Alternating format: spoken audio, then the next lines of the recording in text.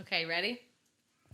Hey guys, welcome to BombSquad. You're about to witness three family nights, good voices, exploding dice to tell a good story. And Then, joining here today is us. here's the next episode of BombSquad. David, take it away. He was not prepared. Pockets. We have pockets. What do you have? David, the Greek yogurt. The Greek yogurt. There it is, He on the walked in table. the door with a Yep. gallon of Greek yogurt, just like A whole gallon. It's only slightly overstated.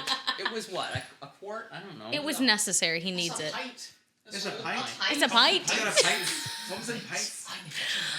Anyways, Anyway, so yeah, we're here hanging out with BombSquad, aka my family, and these random people. I don't know who they are. I just realized So- I put that on the Oh, and Larry. couch. So We get to on the couch. we're gonna do a little kind of interview session, get to know their characters more, and if you are looking to watch an actual play tabletop RPG game, make sure to smash that like button, smash it, and subscribe, and then hand sanitize. Handitize. Click subscribe, and then handitize.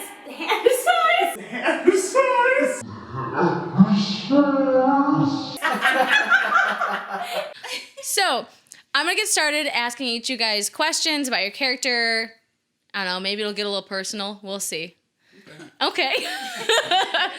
All right, Ryan, Yeah. you're up next. I mean, first. First and next at the same time. Yeah. Oh my gosh. Okay. So, what is Brick thinking of all these flashbacks? Are they memories? Are they real? Or does he think he's making it up in his head? What Brick is treating what? What That's good. That's good. No, I believe in you. This is what we get. Reggie. Yeah. Reggie, what do you think? I really hope we get sniffs. I can hear the sniffs. Brick treats them as if they are real. Brick treats them as if it is something he needs to learn about and discover. I picked the flaw I picked. One of the flaws I picked for Brick is phobia, and I wanted his phobia to be fear of not knowing. And a lot of the time, Brick doesn't know what he's doing, and his amnesia just kind of feeds into this. He doesn't even know who he is, and his memory, these flashbacks, he gets. It's just salt in the wound of his flaw. Of pretty much the foundation of Brick is unknown to himself, not just not knowing. right. But, okay. And everything about him is unknown to himself, so he desperately leans into those and wants them to be real, because he wants to learn about himself, but he doesn't want anyone to know that he has to learn about himself, and he's wounded by that, and I want that to be a core part of his personality, and these flashbacks are just almost like this nightmarish reality that he fundamentally doesn't know anything, and that's just what he's afraid of. Claustrophobic kind of feeling. Yeah. Yeah. No, because I'm curious too. I want to know, do you feel like you're figuring out Brick's mystery? Or do you feel like you're solving the puzzle a little bit? Partially, because that's where, shout out to Dan. I don't know if you guys have heard of him. You know, he's our... He's all right. he's all right. It's pretty cute. I think so too.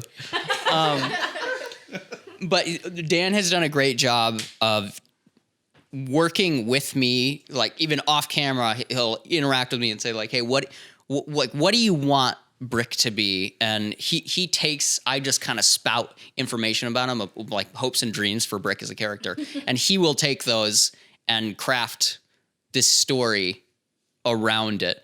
And I feel like he's kind of done that for all of us in really cool ways. So it's like I kind of am discovering it, Yeah. but I'm discovering it in this context of,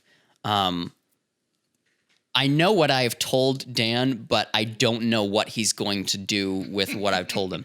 And it's great. It's that. And that's part of the fun of playing. Right. Yeah. Right?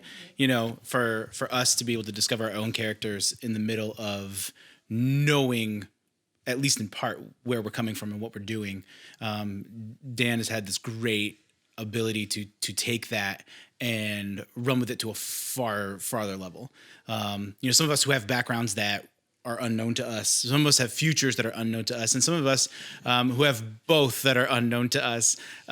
It's really cool to know. Well, this is what I want. I kind of want my character to be and act and all kind of stuff, and Dan to just kind of make that come alive. So if you ever play an RPG, that's one of the best things to be able to discover. And the reasons for playing is that you get to discover the story just as much while you're playing, which makes it really exciting. So. And kudos to you for being able to do that as Brick, to kind of discover your character without having to jump into, like, you might already know what your backstory is, but you're just withholding that so that none of us know. And so we are completely in the dark about, and we're discovering it with you. And that's really cool. I think that's really neat. So exciting. Yeah, it is exciting. Piggyback off that idea for a moment, because Thierry's background is slightly different, but it works with this illuminating the character. Is Thierry comes from a legacy family that I play in many different campaigns, many different adventures, and I've always had this family, this mother, father, all these kids, and the eventual adventurers they're going to become. They've always been referenced in other campaigns going back about 10 years now. This is the first time that I've actually played them and been able to interact with all of these kids. And so when Dan was taking those kids and bringing new life and personality from the kind of outline and constructed sketch of, well, the family's like this, he illuminated it and brought new life to what I had been envisioning. And I've got to actually live, be a part of this family that has been part of the story on the side for so long, and now it's come to life for me. Aw. As we pass the mic, we're getting there. That's really cool. I like hearing that insight in you guys. So I'm gonna move on to Kristen. I'm gonna put her on the spot. Why is Ingrid a kleptomaniac? Why? Just why? Why is she doing that? Well, I guess the easy answer would be she has the flaw greedy. So so she's just kind of, right? Kleptos steal things, everything. Yeah, okay. I was just making sure I got that right. So yeah. I mean, she there has were a few other things she was worried that we were thinking of. yeah, I mean, she's insane. She's a crazy old lady. But yeah, she has the flaw greedy, and it's so hard because I was thinking, what am I going to answer? Because there's not a lot that people know about Ingrid. So I know. Oh man, you guys will just have to like watch and see. Without giving too much away. I know. No, that's right. I know. No spoilers. But yeah, she's, because of things in her past, she is just. I know. She's just like trying to hold on to as much as she can get in a way. So, yeah, she's like, so she's greedy about keeping things because she feels like she's lost a lot. So if that's giving a little insight into Ingrid, she has lost a lot. So she's just kind of like greedily holding on to whatever she can, and it's fun for her, you know? So yeah. Did you steal Moloch? Did she steal Moloch? She just found someone's cat and stole it. That's why he's always so angry with you. And always. For some reason can't leave. Oh my goodness. All right, so Thierry. So we're gonna ask Zach a question next. So we feel like we know a lot about Thierry. She's kind of an open book, but I feel like I don't know. So I feel like she's not at the same time.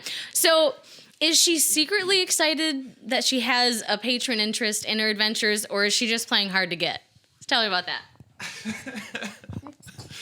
So, Dan sprung this one on me, and I love it. Personally, as me playing it, I think this is a great thing to have going on. But Thierry's mindset is sometimes when you're walking in the woods and you're enjoying nature and you're having a jolly good old time, a fly chooses you.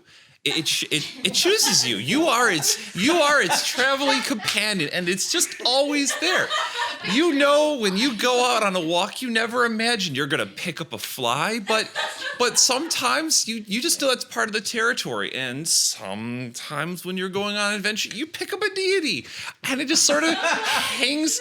They kind of hang around, just like, hey, what you doing? Sometimes they land on your head, and they wanna know what's going on, or maybe you can do something for them, and it's just part about taking the walk on the woods and the adventure. You might get noticed sometimes. So no, the reactions are like she's not as like against him or anything like that. Not trying to foil any plans. It's happening, and now I got to deal with it. And yeah, there'll be times where it's fun, and there'll be times where it's annoying, and most of the time there's just better things to worry about. I'm trying to raise a baby, not consult a god. So, that's kind of her opinion on it, and we'll see where it goes. So, and she has a brother-in-law. Never mind. We could keep going on and on about Thierry and her family. That's true. All right, David. Yes. So you're kind of the noob-ish when it comes fresh face, noob, fresh meat. Look at how young. Look at him. Look at how young and just. What was that? Can we zoom in on that? That was good. No, get it. Get it. Zoom in. We'll get all the likes. I'm glad I'm on this side of the You do a post. It's a little stick. Oh, he's doing it. Oh, he's actually getting it. Yeah. I love it. Aw, I love it. Oh, thanks, Phil. Thanks, Phil. Unsung hero of BombSquad is Phil Bergren. Yeah, we'll have him on camera next. So, being the noob, how were your expectations coming into tabletop? I mean, did it kind of meet the reality, or what do you think?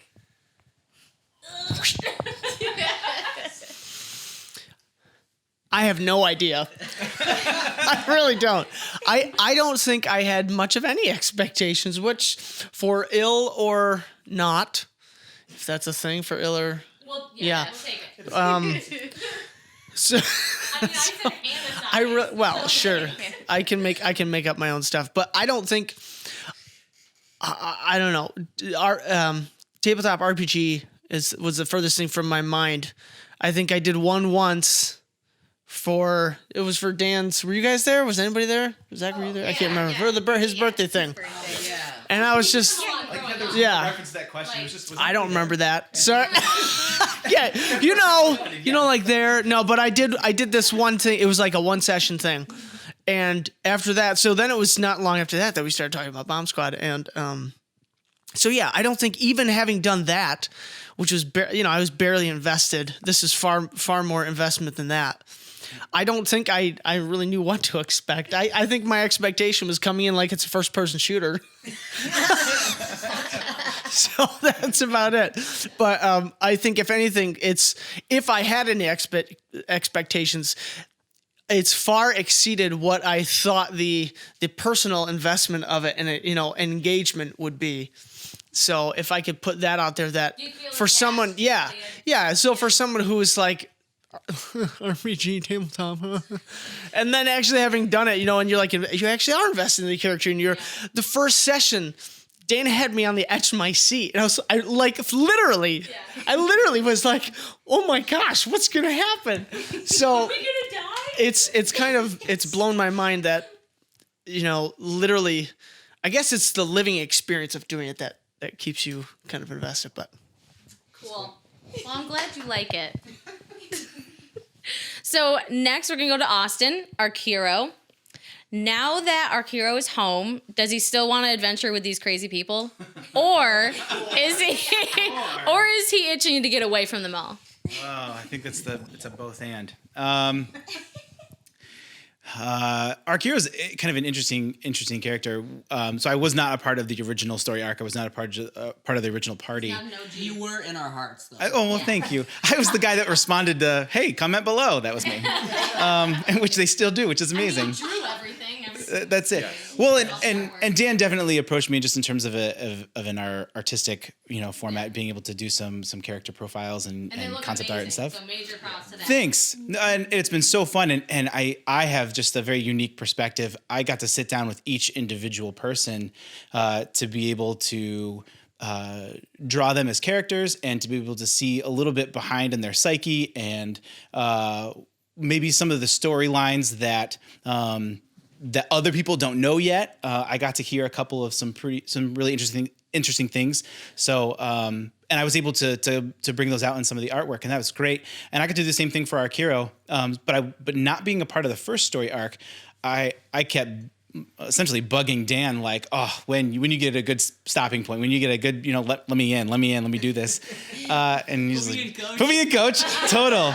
Absolutely. The little kid on the side. And Dan's like, you can just come whenever you want. Like, it doesn't matter. And it got to the point in the story after you guys had defeated the first big bad that it's like, oh, well, here's an easy in, here's an easy spot. And I've loved it. It's been incredible. All the things that David had just said about not knowing exactly what to expect. Because quite honestly, I am probably just as a noob to this as David is. I only did a one shot with Dan and Kristen when they came over to our house, and that was it.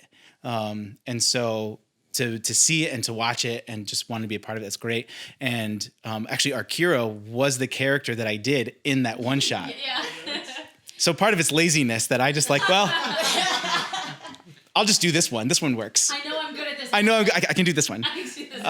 And so. I was a bodybuilder named Jerry. Yeah, that was amazing. That was amazing.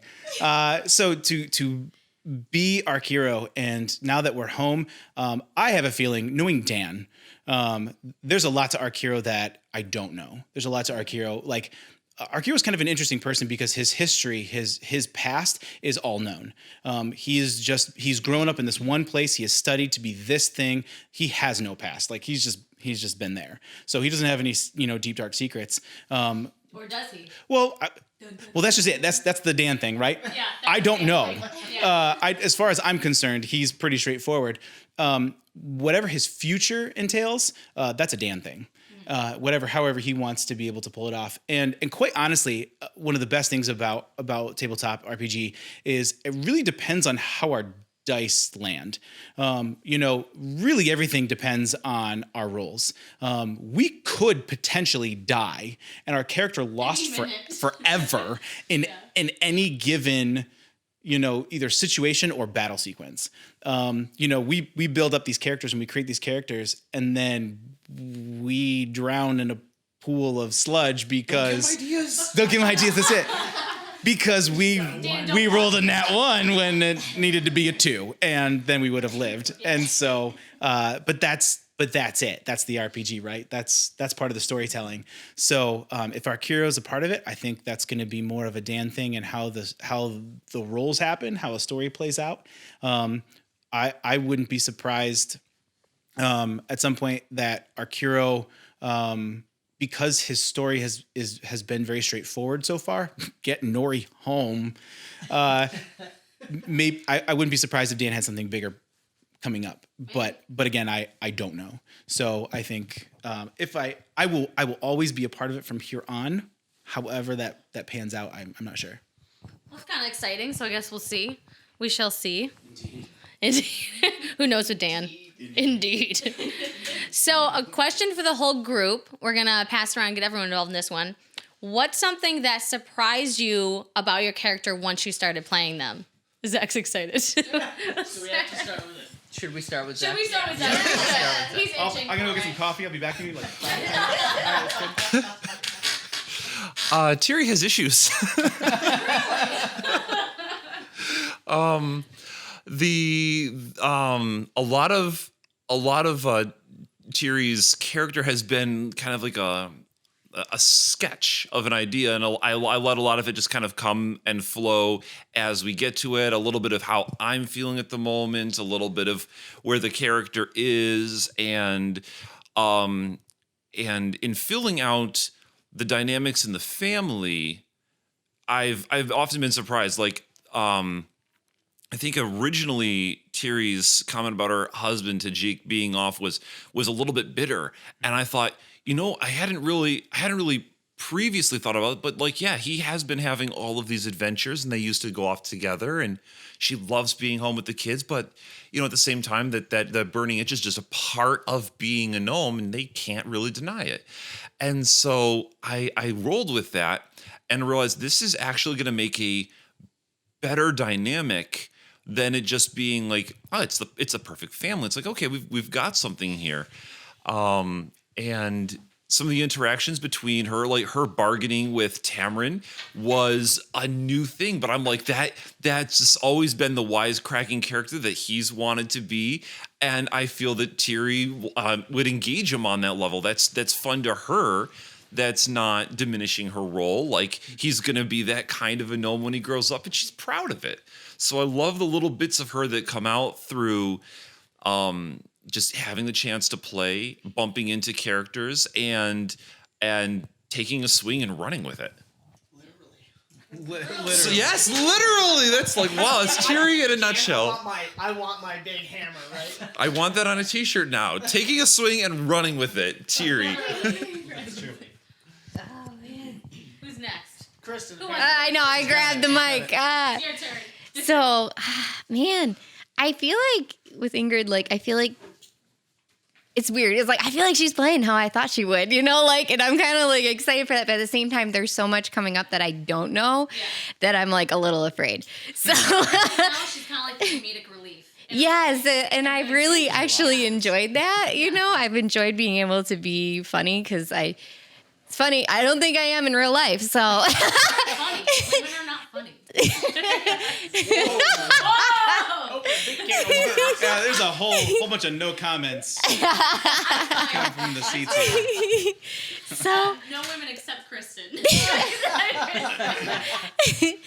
So I mean Ingrid. yeah, I'm excited that I get to like play her and be really meta with it, and like I'll watch something and I'm like I have like this little note thing going on of different things I want to throw in there from movies that I've seen, that I just want people to like catch those little hints of stuff that I'm throwing in there, like, oh, this is from The Office, like, like this is little Easter eggs. So if you guys are listening closely, there's like little things I'm going to be throwing in there of like from then on, so I don't know. I'm excited for where she's going to go. There's just so much coming up. So, yeah. David. Could you restate the question? I forgot. I mean, What? I just can't remember the exact something phrasing. that surprised you about Iliad. What is something Playing them. that surprised me about Iliad when I started playing him? Have you become Yeah. attracted to him? Oh, he's gorgeous. I mean, come on. He's got the attractive Wait, isn't he only like 18? Yeah. He's above age. He's good. He's good. Keep moving.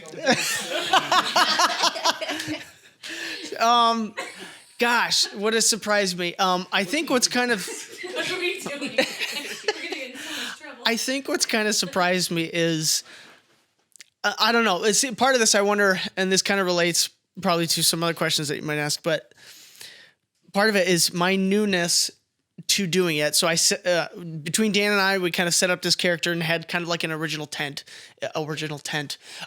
intent of what I thought he would be, and based on his backstory, he was, almost started a very different character.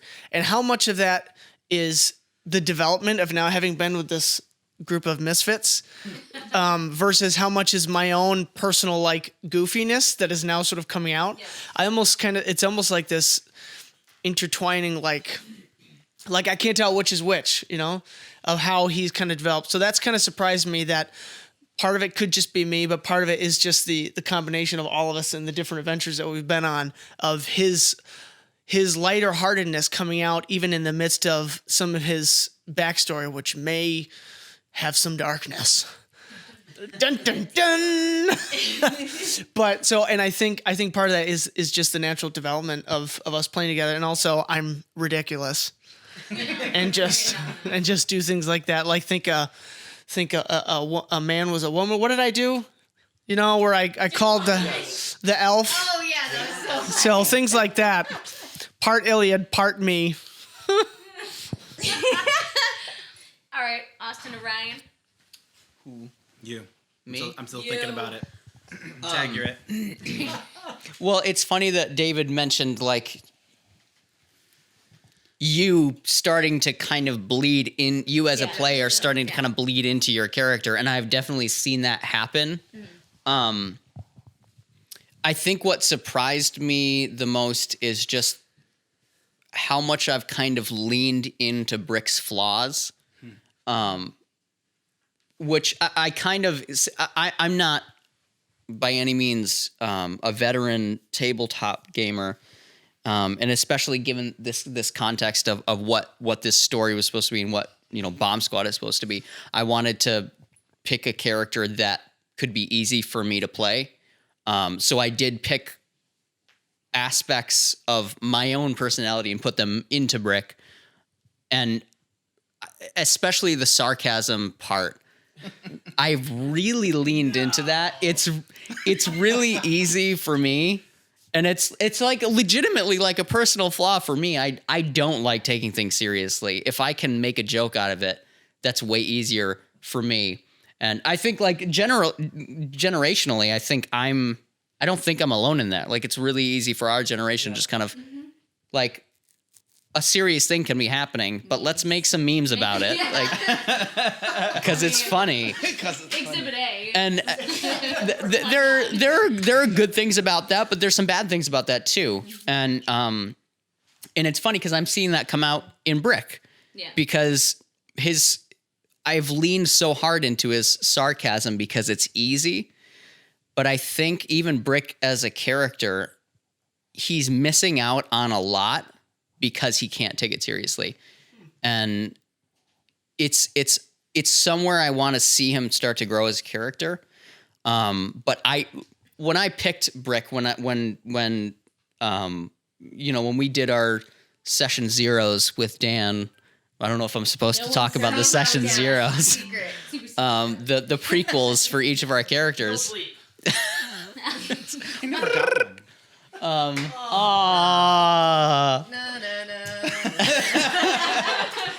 violin. Didn't we hear that little violin playing? Okay, sorry. Go. It's fine. I'm sorry, buddy. Daniel will retcon one for you. yeah. But the session zero, Brick is so. It's kind of like watching the pilot of a TV show. Like when you watch the pilot of The Office, and then watch season 4. It's like, wow, that's pretty different. So everyone go and watch The Office. Yeah, seriously, before it gets taken off of Netflix. That's the real apocalypse. Not affiliated, not associated. No, I wish. But Let's take donations from them. I mean, Steve Carell. please sponsor us. Hi, John Krasinski. Anybody, if you're watching.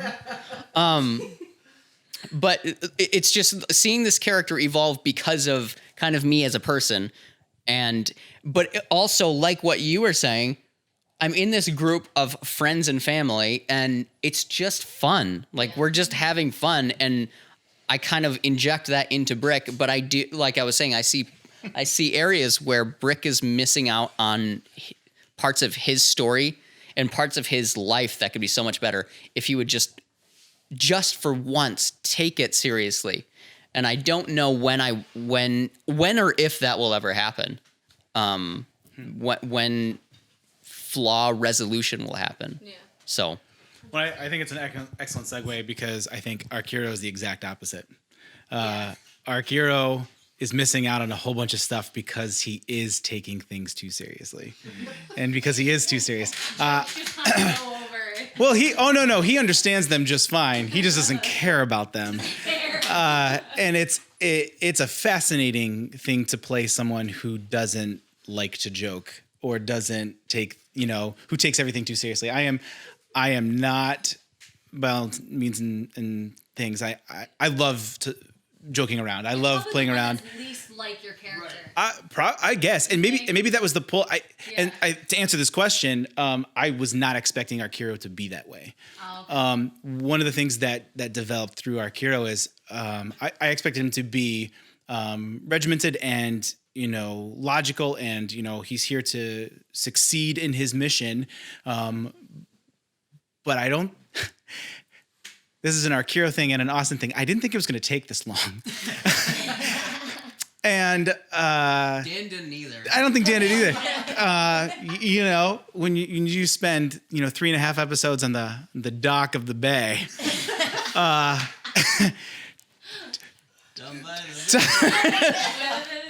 talking about the undead that we just defeated and transforming them into undead fish, and looking around for boots that we left off as we were letting our feet air out. It's and he's just tapping his foot, going, "Come on, people." Austin, I think. Sorry, Dan. Sorry, Dan. I think I was anticipating getting involved with relationships within the characters far sooner. I think I liked Arkiro being that stoic, serious type, but I didn't think I imagined it to carry on so far. And I think that's one of the beauties of doing RPG and the way that we're doing it. It just kind of developed into his MO. And I think what's one of the best things that's happening right now within our story arc, within our whole story, is that those relationships are really developing and happening. He's able to sit down with Brick and develop that, and he's able to sit down with Ingrid. He's able to he can relate, especially on a battlefront level, with Tiri quite a bit.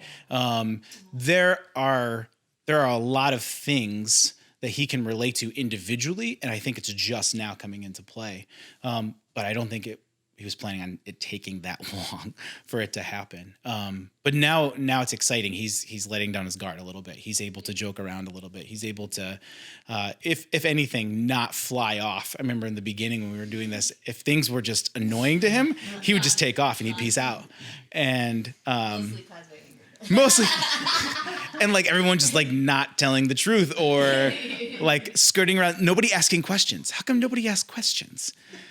Oh, it's so one of the banes of Dan's existence is the fact that he'll say something and it's the most beautiful Easter egg type thing, and it'll create this beautiful wrap up and no one asks about it. What do you guys do? He puts in this character, or this event just happened. Someone just got shot with an arrow and we're just like, oh. I hope they're okay. Are you guys hungry? I'm hungry. Let's go get something to eat. Monty Python, when the servant gets hit an arrow, a message for you, son.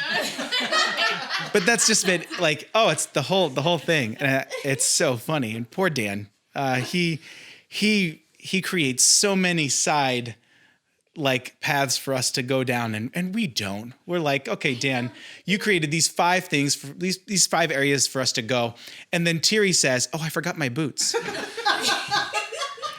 and I don't know if you realize this. Again, we're just going to be praising Dan the whole time because Dan, you're awesome. He has no idea what we're going to do, and this is a perfect example where Dan's like, "You forgot your boots."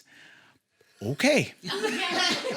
We're gonna go look for your boots, or we're gonna go arm wrestle an orc. That's such a side panel. He's just describing a scene, and of course, then you get people like Zach who have been doing this for a long time, and he's just like, "Oh, I love those little details that no one wants to pick up or cares about." Like, okay, there's a bunch of people arm wrestling. That's fantastic.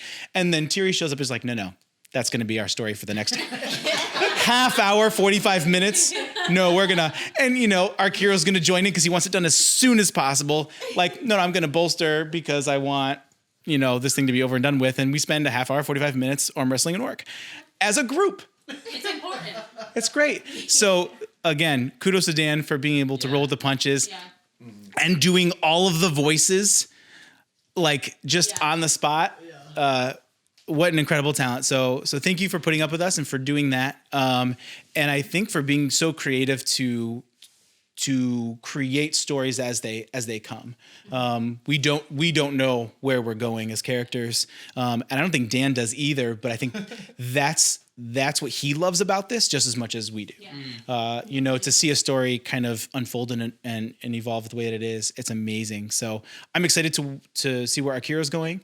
I think to see where the relationships are going to happen and how they pan out. So I don't know, for the next couple episodes, sessions at least. I mean, we're gonna be at home.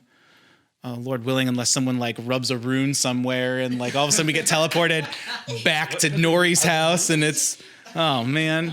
I hope I don't give anyone any ideas.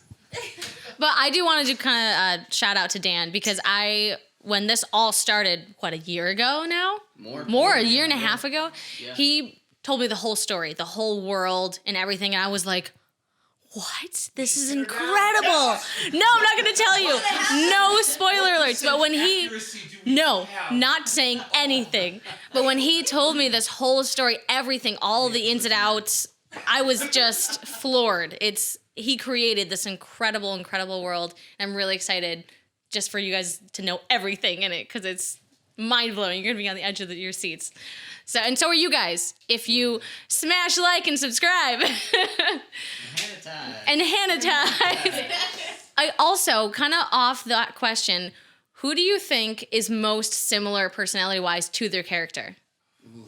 David? I was kind of thinking the same thing. I think it's between David or Ryan. He shows up with his own food. He does. Like, This is true. he literally came to this session, like we weren't joking, he actually came with yogurt. Yeah, no, like he did, yeah. a canister of Greek yogurt. Yeah. Just because he didn't. I told him. His macros weren't where he wanted them to be today. So Calories. I would have to agree with that. Yeah, that's true. Also the dangerous creatures that we've had Everyone know where the reeks came that we've had to fight. I have no idea. The hot springs episode. That only slight similarities to me, you know. Although that wasn't really my character, I suppose, but a tie to the story. The thing is, what you all should know is that I sit in the back room. So after we're finished with an episode, David will walk into the back room, make sure to fart there where I am, leave the reeks with me, and then go back and film the next episode. Courteous to them. Who cares about me? I'm just doing their sound. I thought your back room had a little purple mist to it. We just need to say, when you eat over 3,000 calories of whole food, good foods, your intestines operate seamlessly, but with some Extra. yes. There's just a little that just can't remain. more gas, more exhaust. I eat greens. Sue me. That was probably too loud. You probably just peeked the mic. It's okay. If there was any time to peek the mic, that was it. That was it. That was worth it. But yeah, so the reeks were then inspired by David's butt. And that's that. He's honored, yeah.